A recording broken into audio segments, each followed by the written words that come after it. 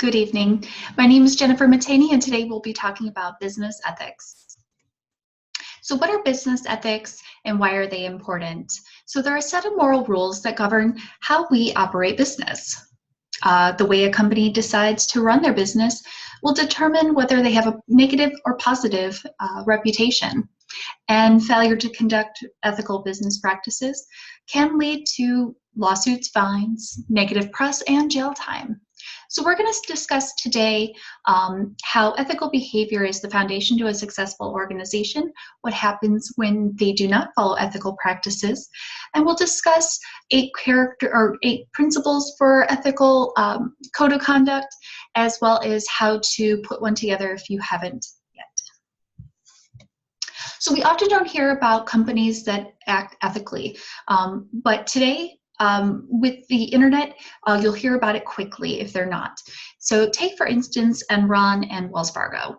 Enron was a energy trading company that collapsed after a massive accounting scheme, and they ended up filing for bankruptcy after executives had pocketed millions in private off-the-book partnerships.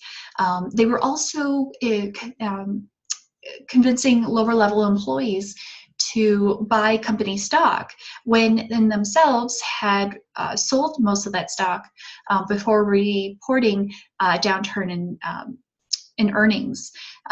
The workers in this case ended up with a class action lawsuit and won $85 million in a settlement. There was a secondary lawsuit that was filed for $7.2 billion that was paid out by a group of banks that were accused of participating in the accounting scheme. And the CEO was charged with 36 charges of fraud and insider trading. In 2016, Wells Fargo was in the news for creating secret customer accounts without their knowledge. And this was done primarily to meet sales goals placed by leadership that were rather demanding.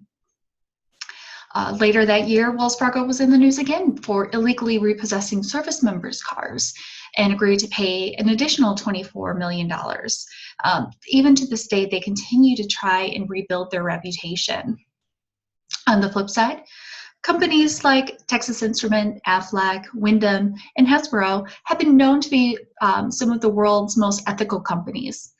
And you can find their code of conduct on the internet and read their high standards in regards to wages, benefits, health, safety, discrimination, and environmental impact. So when employees see their leadership following code of ethics, they're more likely to report misconduct. And that can prevent a company from being fined and struggle to build their reputation again. Ethics programs help avoid criminal acts of omission. They ensure healthy and safe environments and avoid discrimination based on race, religion, origin, political affiliation, sexual preference, and age and gender. So if your character is determined by your actions, it's important that your actions are ethical. I've noted 8 principles to follow when building a code of ethics, including honesty, integrity, accountability, fairness, respect for others, law-abiding, commitment to excellence, and leadership. So ethical leaders are honest. They don't deliberately mislead, and they don't misrepresent. They earn the trust of others through personal integrity by demonstrating consistency between their thoughts, words, and actions. These people are often known as walking the walk, so their words match their actions. They fight for what they believe in, and they don't sacrifice principle for expediency. Ethical leaders are also accountable, so they're accountable for their decisions, good or bad, and they take ownership of their mistakes. They strive to be fair and exercise power arbitrarily, so they won't use overreaching or indecent means to gain an advantage. They have respect for others and the treatment of individuals and acceptance of diversity. They're also open-minded, and they obey laws, rules, and regulations related to business activities. They hold a commitment to excellence and hold others accountable to their own continued performance. And as a leader, they create an environment that makes ethical decision-making a priority and seek to be positive role models. So it's important to have a code of ethics that leaders and employees can refer to when making decisions. If you're looking to create a code, you'll want to start by focusing on practices and specific issues for your business. If your company works with sensitive customer information, your code of ethics might include practices around using public Wi-Fi or emailing sensitive information to avoid breaches. You also want to tailor it to fit your business. You'll want to include employees in developing a code of ethics.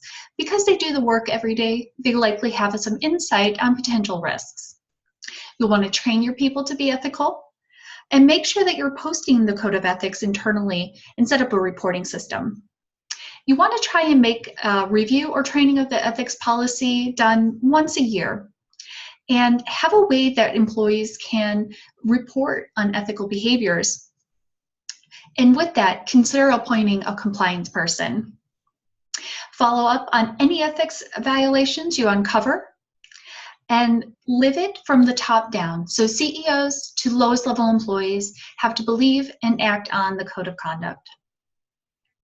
By taking time to create and implement a clear and concise code of conduct and code of ethics, you and your company have done the first step to ensure team members have a resource to identify unethical actions and decisions, and provide them a resource to report these actions in a safe environment.